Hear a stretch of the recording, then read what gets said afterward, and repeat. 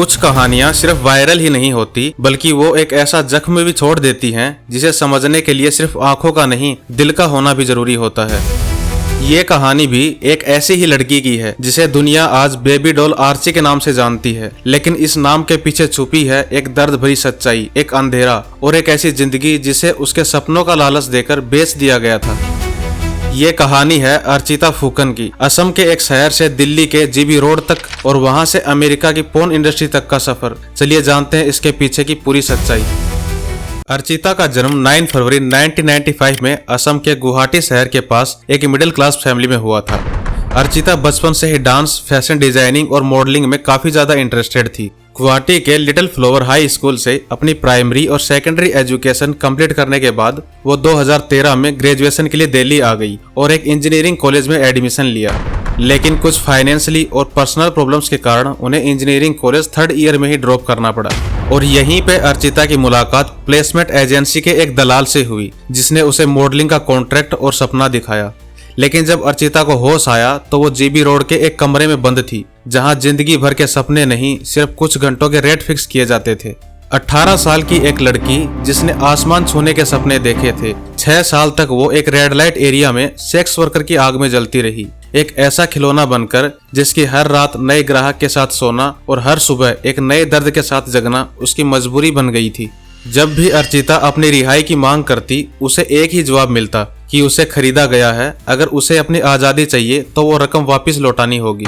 इस दलदल से निकलने के लिए अर्चिता रोजाना अपने आप को बेचकर पैसे जोड़ती रही और 6 साल बाद 25 लाख की डील करके अपने आप को उस नरक से आजाद किया। उसकी ये आजादी किसी एनजीओ या पुलिस ऑपरेशन ने नहीं दिलाई थी, बल्कि उन्होंने खुद अपने आप को बेचकर अपनी खुद की आजादी खरीदी थी। आजादी के बाद उसने अपने घर असम लौटने की कोशिश की, लेकिन उस पे लगा स्टिग्मा इतना बढ़ चुका था कि हर जगह उसको उसके डर्टी पास्ट से जज किया गया। तब अर्चिता ने डिसाइड किया कि जब तक दुनिया मुझे जज करेगी मैं खुद को डिफाइन करूंगी। इसीलिए उन्होंने सोशल मीडिया को अपना कैनवास बनाया और जल्द ही डायमंड ट्रैक पर उनकी साड़ी ट्रांसफॉर्मेशन की एक रील्स वायरल हो गई और @babydoll आर्ची के नाम से इंस्टाग्राम अकाउंट्स पर उनके लाखों फॉलोवर्स ने उन्हें ओवरनाइट स्टार बना दिया।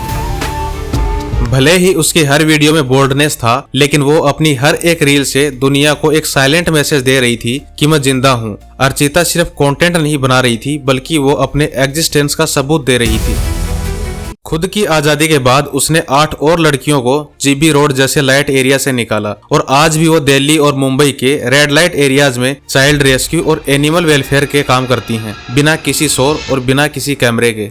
लेकिन अर्चिता असली सुर्खियों में तब आई जब उन्होंने अप्रैल 2025 में अमेरिकन अडल्ट फिल्म स्टार केंद्रा लस्ट के साथ सोशल मीडिया पर एक फोटो शेयर की जिसमें उन्होंने एक दूसरे को टैग भी किया। इस पोस्ट को देखकर लोगों ने स्पेकुलेशंस लगाना स्टार्ट कर दिया कि अर्चिता अब इंटरनेशनल अडल्ट इंडस्ट्री ज्वाइन करने वाली है। जब उनसे इसके बारे में पूछा गया तो उनका जवाब था, some stories are best told in chapters not captions. इसका मतलब ये था कि वो हर प्लेटफॉर्म पर अपना पास्ट, अपना पावर और अपनी आइडेंटिटी डिफाइन करने के लिए फुल राइट्स का यूज करेंगी। कुछ लोगों ने क्लेम किया कि अर्चिता एक एआई जनरेटेड इन्फ्लुएंसर हैं। उनका फेस अनरियलिस्टिक स्मूथ फिल्टर जैसा लगता है, लेकिन अर्चिता ने इस स्पेकुलेशन से ना तो डिनाई किया और ना ही कंफर्म किया। लेकिन उनके एक मैसेज ने काफी लोगों को भद्दे कमेंट्स की जगह सोचने पर मजबूर कर दिया। उनका कहना था, it doesn't matter how I look, it matters what I have been through. शायद यही उनका सबसे पावरफुल मैसेज था कि बेशक उनका कैरेक्टर नकली हो, लेकिन उसके पीछे का दर्द तो असली है। अर्चिता फुकन की कहानी सिर्फ एक सर्वाइवल स्टोरी नहीं है बल्कि एक रिक्लेमिंग आइडेंटिटी की सच्चाई है। एक लड़की जिसे बेचा गया, उसे दुनिया की आंखों में अपना वर्थ दिखाना था। वो लड़की आज एक वायरल फेस है, एक मैसेज है, एक रिमाइंडर है कि हर रेड लाइट एरिया के पीछे एक रोशनी भी होती है। सिर्फ वहां तक पहुंचने के लिए हिम्मत चाहिए। शायद अर्चिता जैसे लोग ही ये सिखाते हैं कि पेन को पावर में कैसे बदला जाता है। अगर जिंदगी एक स्क्रिप्ट है तो अर्चिता ने अपनी एंडिंग खुद लिखी है। वेल, आपका अर्चिता की स्टोरी के बारे में क्या कहना है? आपकी नज़र में क्या अर्चिता ने जो किया वो सही है या गलत? कमेंट्स में अपनी राय जरूर बताएं। अगर कंटेंट अच्छा लगा हो तो वीडियो को लाइक करें, चैनल को सब्सक्राइब करें। मिलते हैं जल्द ही ऐसी और एक रियलिटी के साथ। धन्यवाद।